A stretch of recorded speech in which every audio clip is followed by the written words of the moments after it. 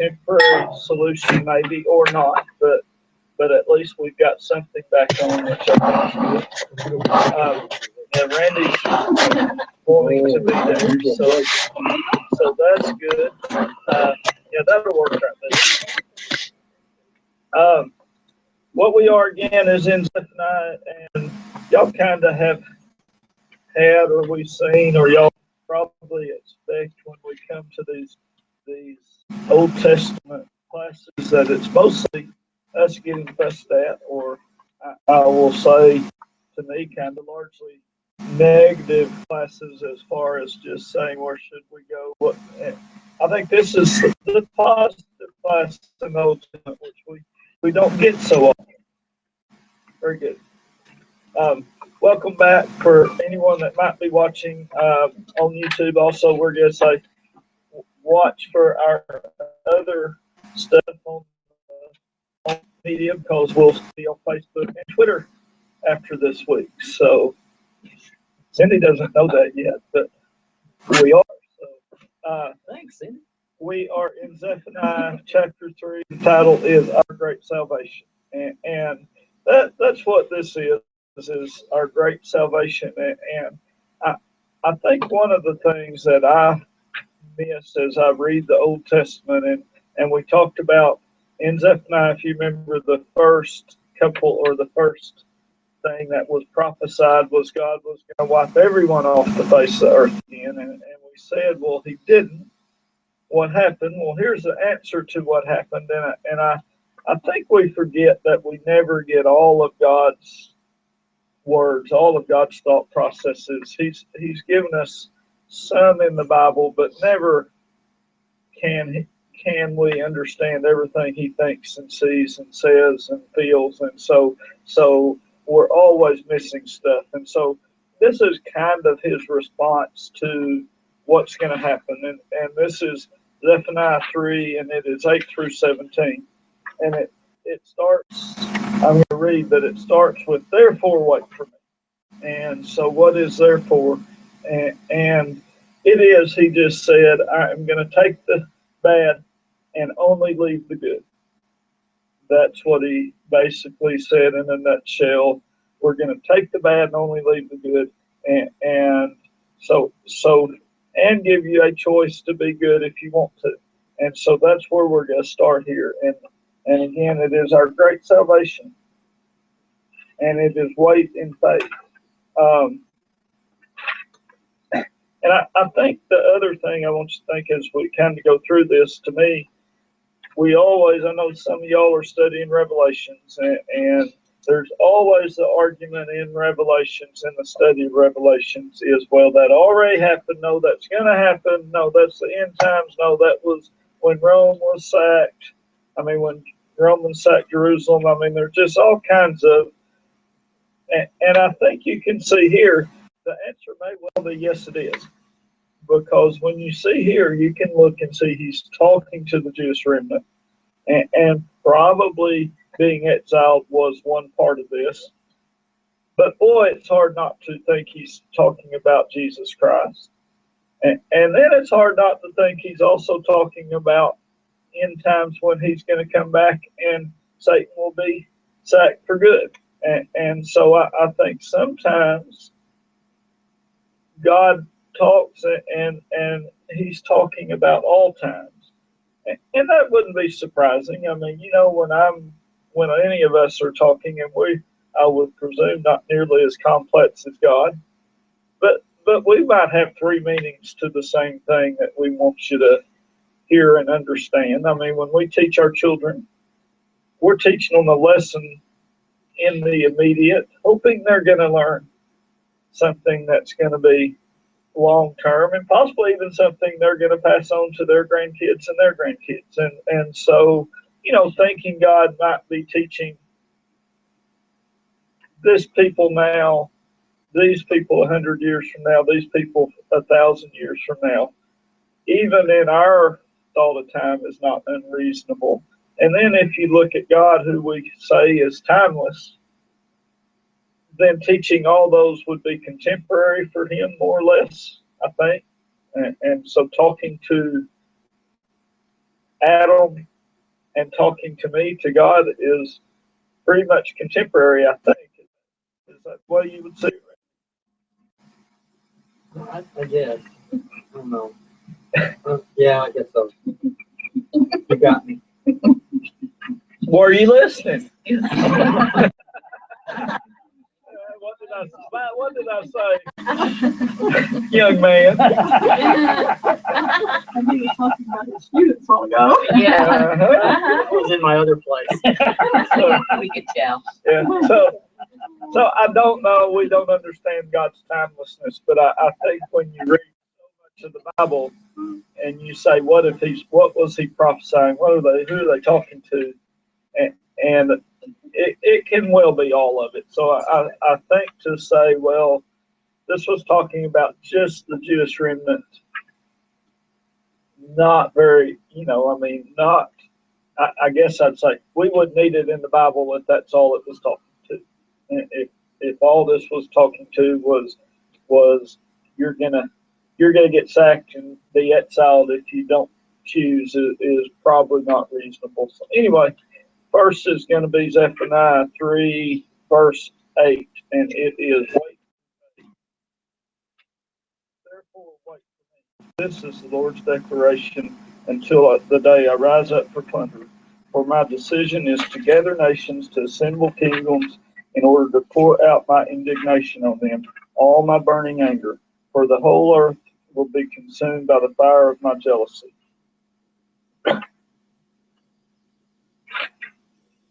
So who's to wait on him?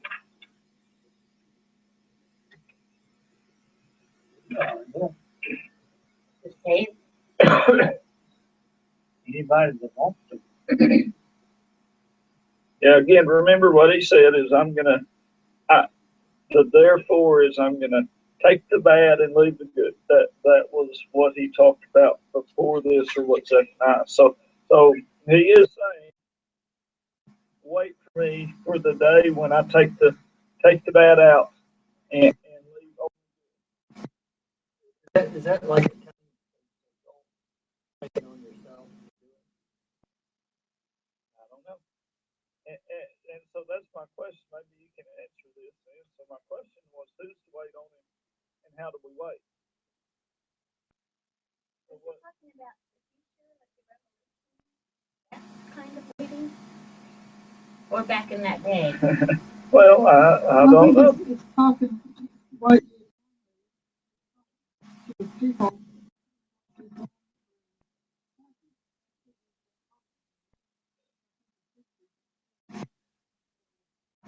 That was Zephaniah, at least the way I read it.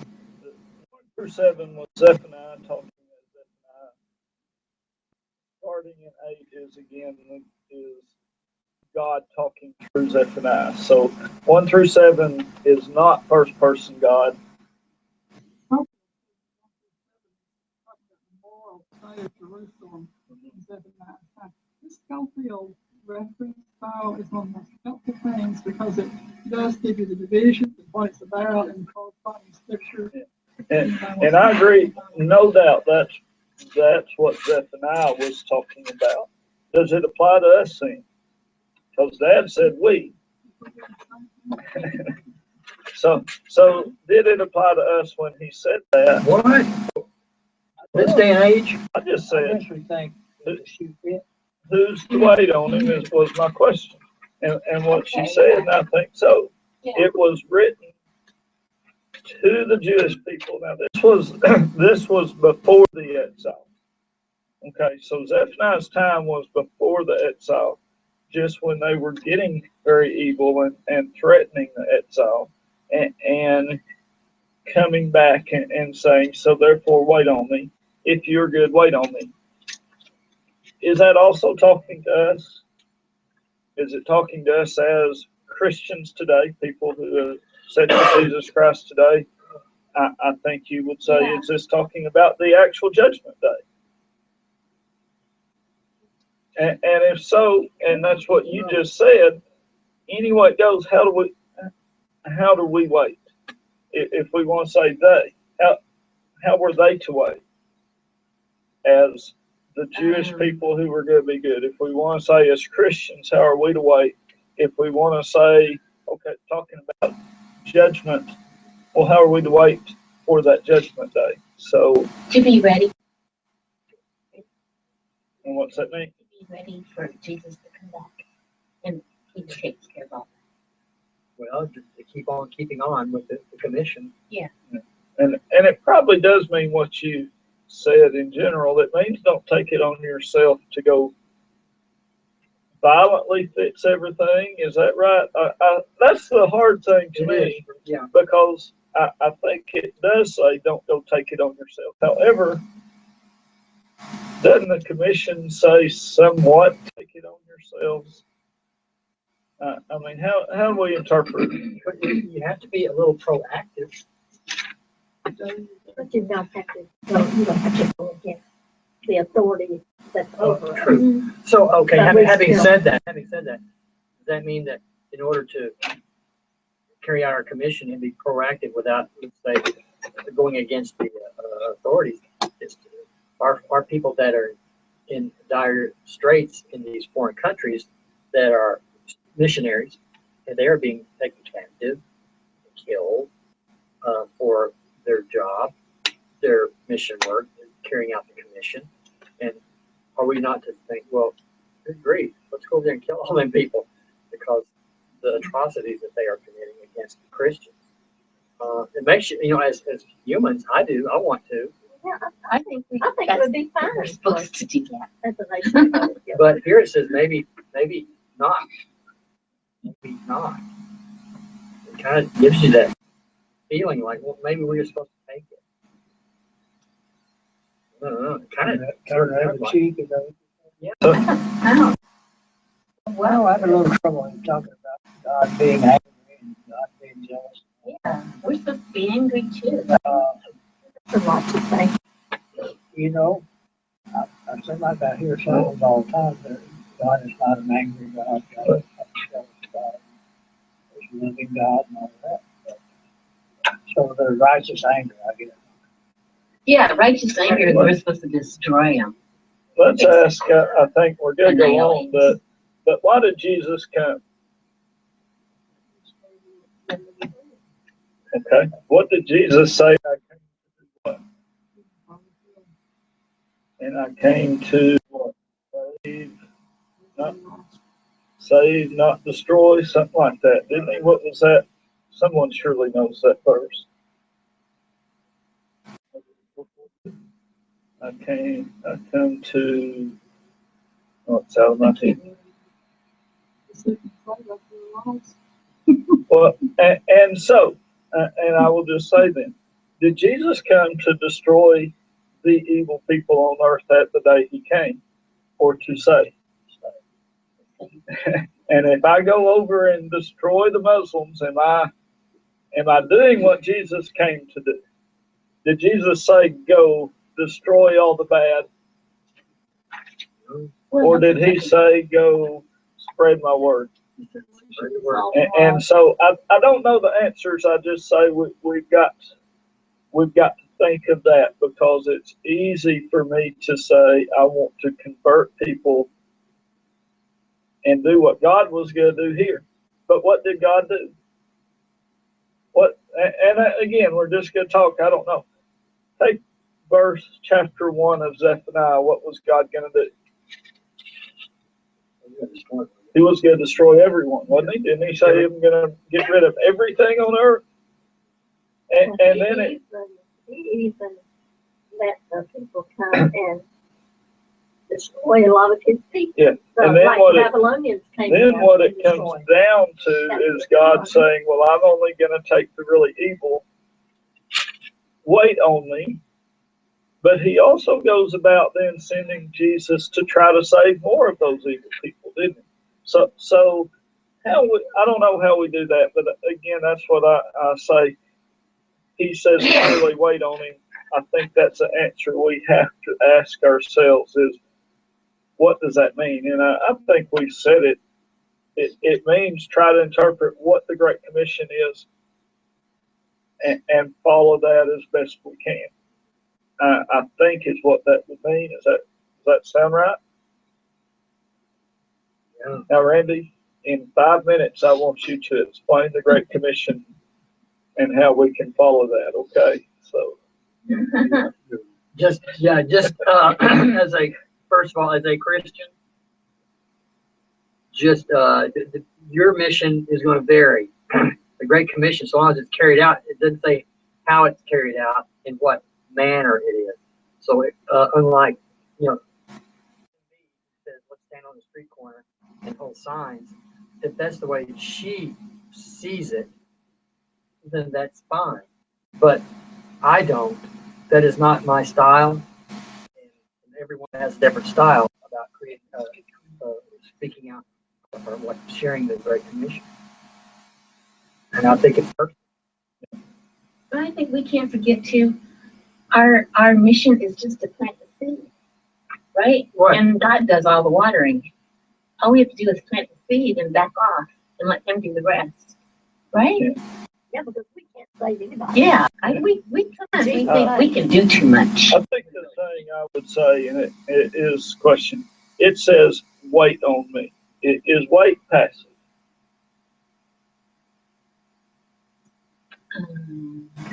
Oh, I think it's like you said earlier, I think that means don't take it in your own hands.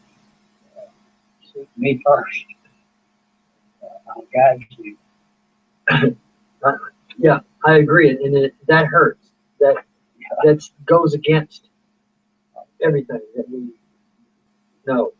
I think that's the problem and the thing hard to, if I go shopping with Cindy and I say, I'm going to sit out here and wait on you, that is really a completely passive thing I'm going to do, isn't it? But I don't think wait in this case is passive, completely passive. It is wait and follow my commands. And keep Keep spreading the doing the word. things I told you to do. Right. But, Don't sit and do nothing. but waiting for the time when I'm. Yeah. Right. So that's the thing I think we have to say is what is wait. I would say, and that's just talking to us as the day Jesus came back, and it may be talking to us on as far as waiting for Judgment Day, and it was clearly written talking to the Jewish. It was not the remnant then; it was the Jewish nation, God's nation, before that judgment of exile came about. So, I mean, and that's what it was truly written for. That's what yours would say, talking to the Jewish nation before the exile. We have people now who gather up and go live on the mountain, waiting on just See, and that's wrong because that's putting limitations on God. I agree. Yeah. So, We're not carrying out the commission by doing that. well, I think you do what you can. My mission changed. 7 years ago. I can do something now that y'all can't do. So, and all of y'all can do things I can't do. So I think you're right. I think it changes, but we have to be perceptive as it moves along, as it does change. So I think it's all willingness to do what you think God wants you to do. I don't think any of us know that.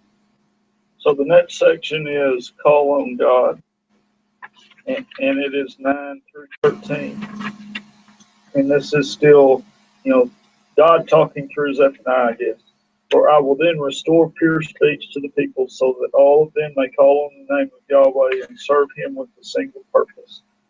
From beyond the rivers of Cush, my supplicants, my dispersed people will be an offering to me. On that day you will not be put to shame because everything you have done in rebelling against me. For then I will remove your proud, arrogant people from among you, and you will never again be haughty on my holy mountain. I will leave a meek and humble people among you, and they will take refuge in the name of Yahweh. The remnant of Israel will no longer do wrong or tell lies. A deceitful tongue will not be found in their mouth, but they will pasture and lie down with nothing to make them afraid. Yeah, I can't help but think that modern day Israel today probably would like to take these verses right here and take it to their next door neighbors and destroy them, because if they were to take this and read it, take it out of context, kind of, I guess, and think, okay, this applies to us right now because we've been waiting, so therefore wait for me. And they're probably thinking, well, God has given us the ability to eliminate our threat from our neighbors, and therefore we will take care of it according to God's will. So I see that happen. But that was in the next year or so. I was thinking a while ago, I think we need to learn from history. That's what we're studying. Is it history or is it this prophecy? I think. What I asked the first verse 9, for then I will then restore pure speech to the people, so that all of them may call on the name of Yahweh and serve him with a single purpose. And I asked, and I think it was history clearly talking about when the remnant is brought back, because we talk about the remnant in here, and it's interesting that the remnant wasn't even broken up yet. So it was, but so it's prophecy anyway it went. Question is, has it been fulfilled yet, or is it still? And I just said, is this at judgment, or is it possible now? I will restore pure speech to the peoples, so that all of them may call on the name Yahweh and serve him with a single purpose. Did Jesus give us that?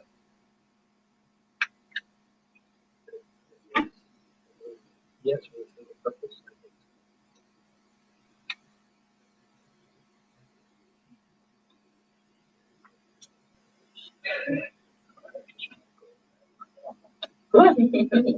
So let's go ahead and do the next sin.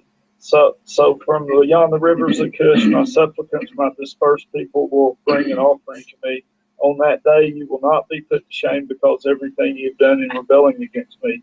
For then I will remove your proud, arrogant people from among you, and you will never again be haughty on my holy mountain.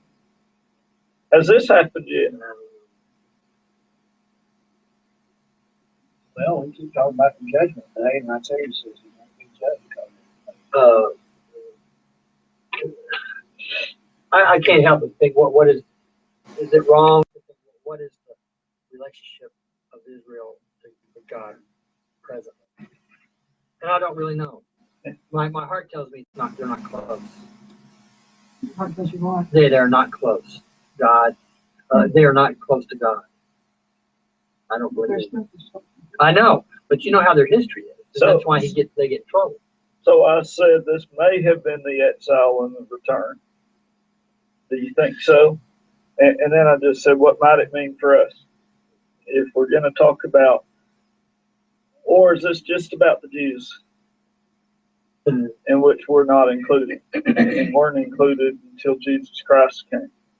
Well, Schofield says that chapter 3, verses 8 to 20 is about the judgment of the nations, followed by the kingdom blessing under the Messiah, by which I In time. I was thinking that as I read this, and go back over here, in verse 12, it says something about living in the midst of it and free and poor people. There many times without the money. The facial question is in the Lord. But I don't think verse 13 happened yet. Yeah, and I will say that to me, I mean, this, so that would be 12 and 13. I will leave the meek and humble people among you, and they will take refuge in the name of Yahweh. The remnant of Israel will no longer do wrong or tell lies. A deceitful tongue will not be found in their mouth, but they will pasture and lie down with nothing to make them afraid. When is that? Is that here? So when can that be here? What has to happen for that to ever be here?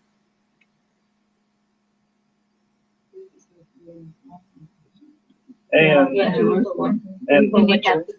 Satan has to be bound. Yeah. We're never here I think about, and it's interesting, and maybe this funny thing, I got a cat that is absolutely crazy. Okay? And she comes in, and she will lay in my lap or my daughter's lap and sleep absolutely peacefully. Anywhere else, she is never, ever, ever at peace.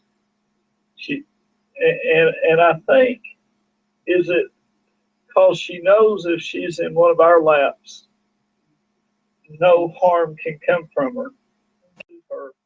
But anywhere else, Just not sure. just not sure. And no, she won't. I said she doesn't won't. like Cindy. She also won't sleep in my son's lap. I mean, I know this yesterday. My son's sitting where I sit. I'm the only one in the house not sitting down. Okay. Well, she wonders she's not going. And then I sit down. Here she comes. And so, and I think that that's kind of us. If I can ever get myself to truly sit in God's lap, I can rest at peace, can't I? But as soon as I go out there where Satan can touch me, if I keep resting in peace, guess what's going to happen? He's going to get me, isn't he? And you know, cats in our neighborhood have a very, very short lifespan. I mean, you just don't see cats in our neighborhood.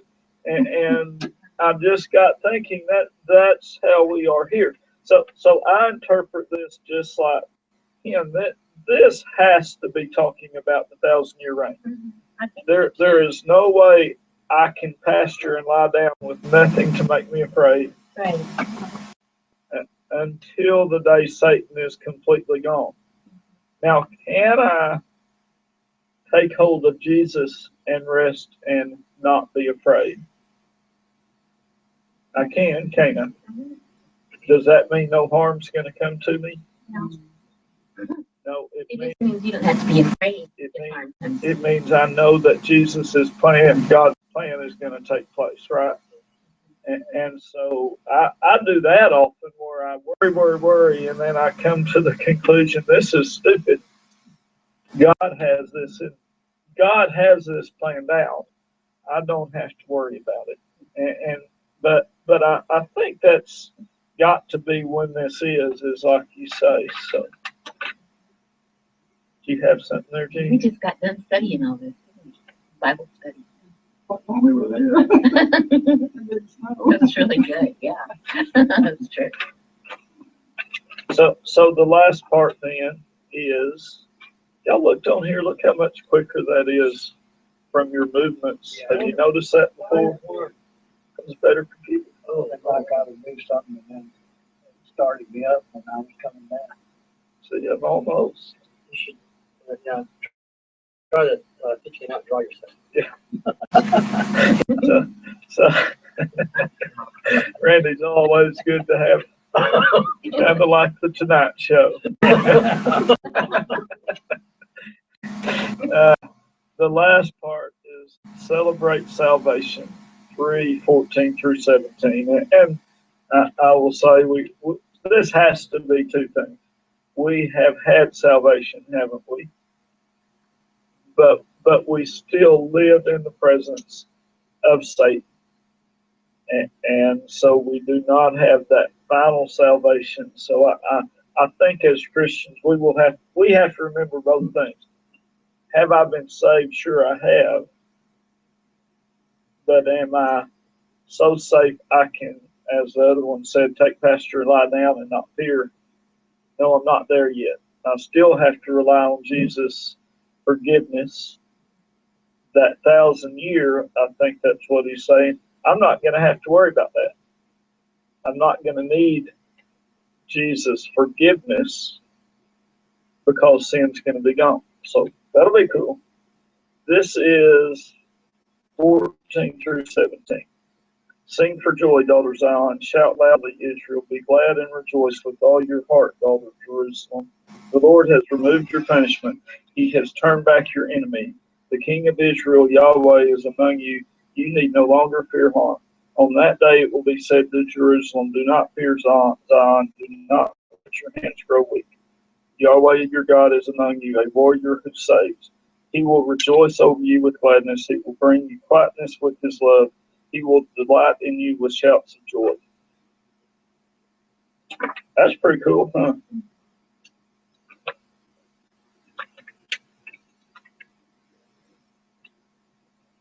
So it says, sing for joy, daughter Zion, shout loudly, Israel, be glad and rejoice with all your heart, daughter Jerusalem.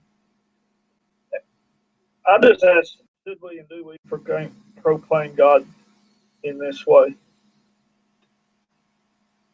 And that might be a personal question for each of us to think. Well, how do you define that? Sing for joy, shout loudly is pretty well defined, I think. But this is in a setting though where, like you said, there's faith is not there. So it kind of comes natural, I guess. And it seems like it does. Yeah, they're happy because God took care of the enemy. Isn't There's no more, I guess there's no, Right no more now. medical facilities.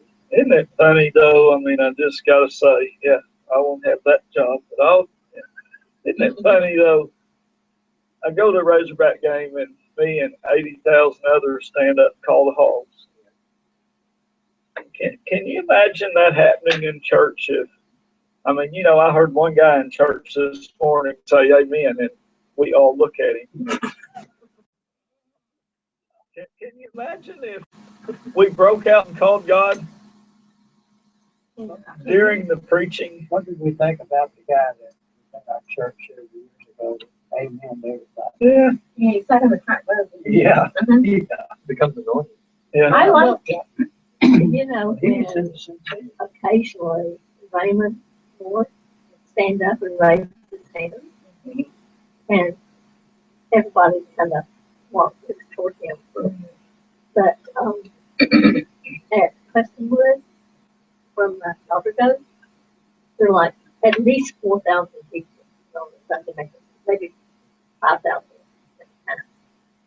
There will be people all over the congregation balcony, down on the floor. Once in a while, they will stand and they'll raise their hand and they'll praise the Lord. And I think those heathens, It's wonderful.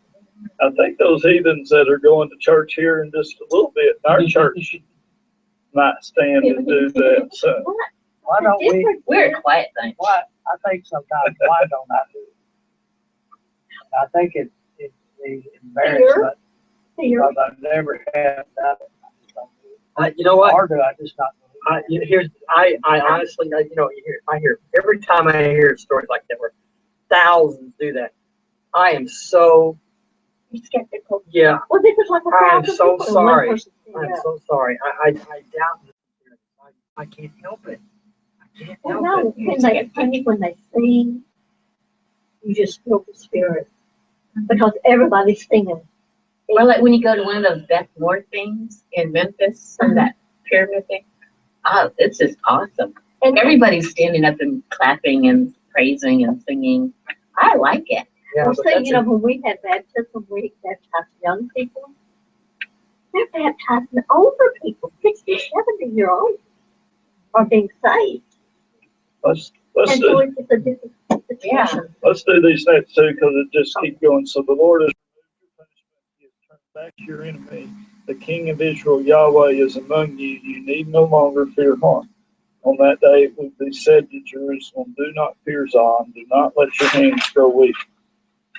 That was not my Bible, Terry. Thank you. So I just asked, has this day happened?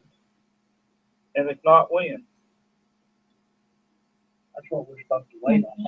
Yeah. It's the past years. Yeah, I Well, think so. but I'm going to say the Lord has. Maybe He hasn't removed my punishment. He has in ways with Jesus.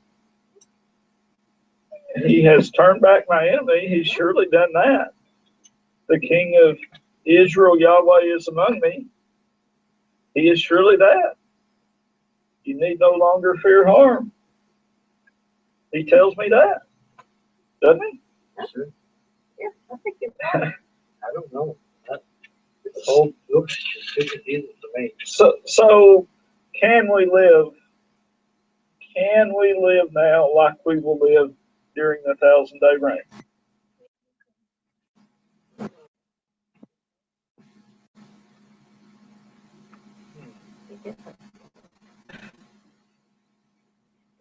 does he say that nothing will do on us or anything? Does he remove all of that, the living thing?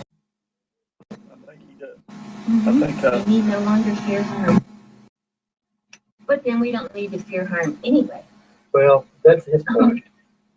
In Jesus Christ, just whatever comes, same attitude. does anyone get upset about death and then think that Jesus says, do not fear death?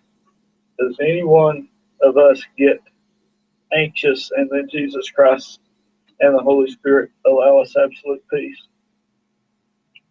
Does that happen to anyone? And the answer is surely yes. We do.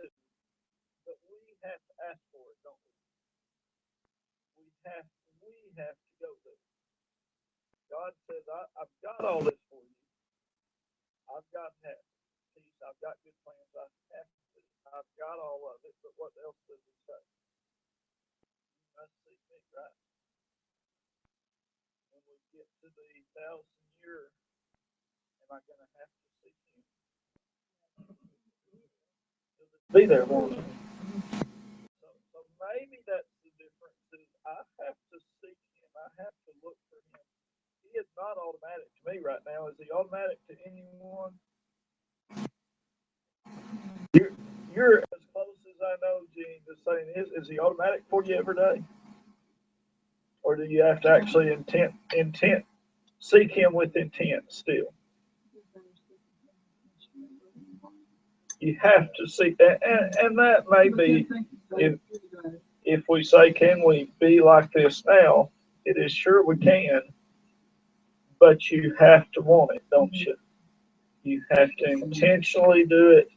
It is not default. The 1,000-year reign, if we make it there, it will be by default once we're there. Now, we ain't got there yet. And that ain't here. And just because I sit here and say I'm saved, God says there's going to be some of you that think that guess what? You're going to wake up and not be one of those. So you know what I say is I can't be comfortable to say, oh, I'll just wait. I'm not going to worry about it now because boy, when that 1,000-year reign hits, I'm going to be good. But still, I think we have to say the last verse here is Yahweh your God is among you, a warrior who saves. He will rejoice over you with gladness. He will bring you quietness with his love. He will delight in you with shouts of joy. That sound like anyone we know?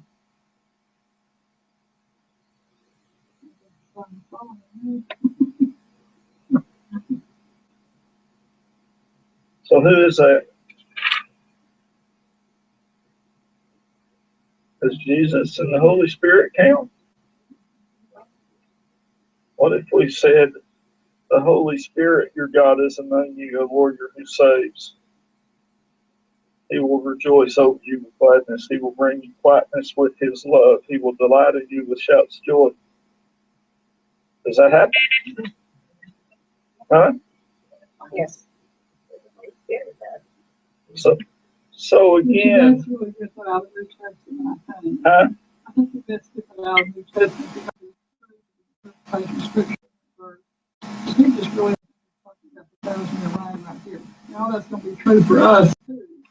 But for this time, he's talking to people. And verse 7 Disagree with you. in this book, it says what God promised to do for his people in the Old Testament, he fulfills in an ultimate way in Jesus Christ. I don't think it's in an ultimate way. I think, I still say it's kind of threefold.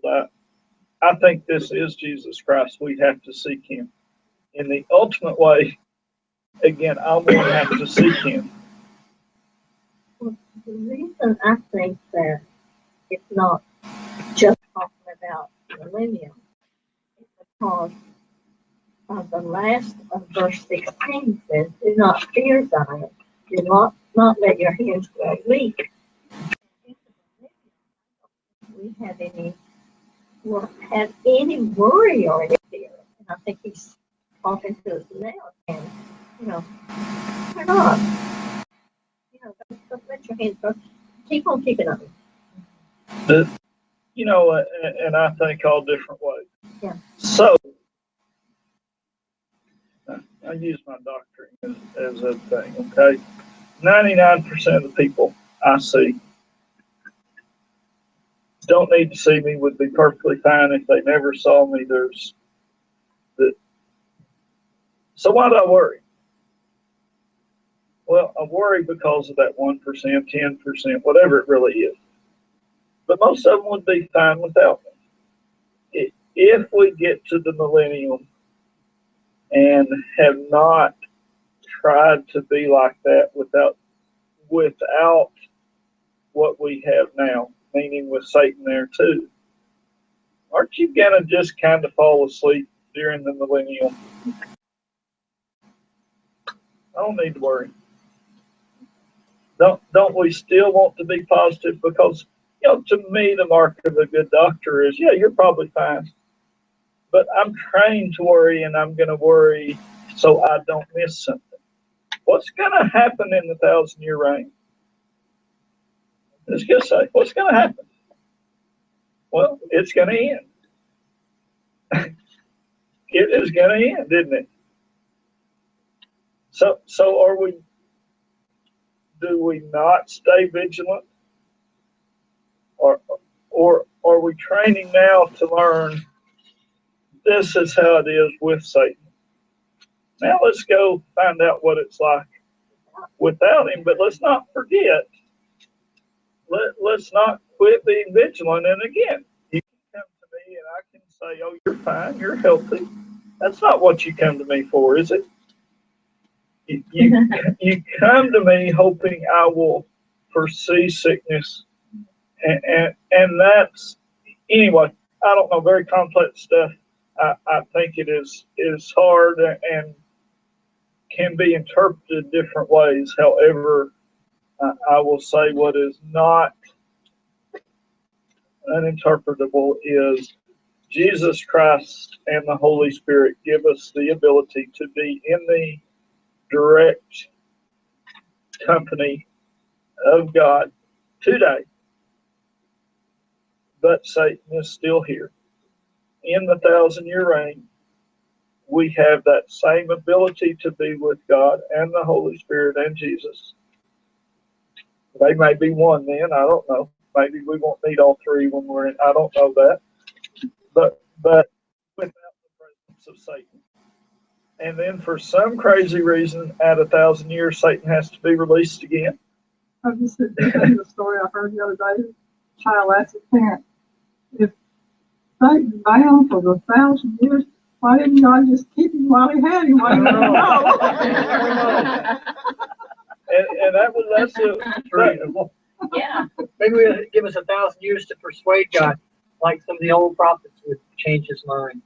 Can you keep him locked up? Yeah, you know, like Noah or all these guys said, you know, don't destroy the city. You know, one more time, we got one more person, and then they changed God's mind throughout the Old Testament. Maybe that's our job in 1,000 years to change his mind. Yeah, but aren't people also still going to be saved during the 1,000-year reign? Because there are still people being It born. appears that way. And again, that's the thing that I think we have to see. I think so. I don't know. It's interesting. I will say for now, peace is available to us. Being in the personal presence of Jesus Christ, of God, of Yahweh, as this would say, is available to us. Got to seek it right now, and what a wonderful thing it is. And I will still say, just for anyone maybe that's out there, if you haven't felt the peace that Jesus and the Holy Spirit can give you, you're not saved. You need to find Jesus and be saved, because that peace is what we're given that you cannot feel any other way. That's what I think, and what a wonderful thing it is. Anything else? Very good. Also, we were talking about the way we worship and the way we I read something just the other day, true story. I forget who